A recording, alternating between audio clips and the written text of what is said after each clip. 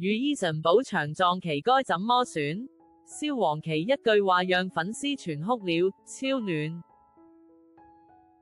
譯信 Eason 因確診新冠肺炎，上周臨時取消3場高雄演唱會，並宣布延期至5月底補場。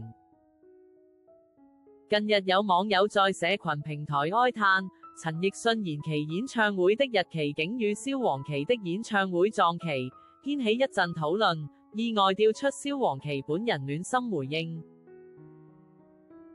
該名網友表示，原定5月18日要看的陳奕迅演唱會延至5月31日，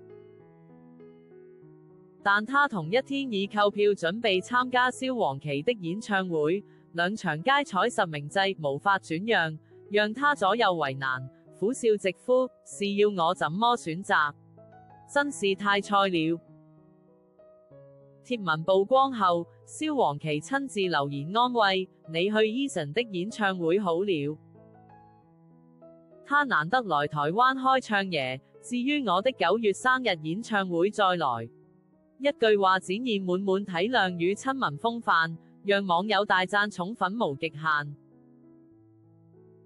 這段互動隨即在網路上瘋傳，不少網友感動留言，蕭煌奇太暖了吧，希望陳奕迅早日康復。煌奇真的好貼心，太溫暖了，蕭煌奇值得更多掌聲。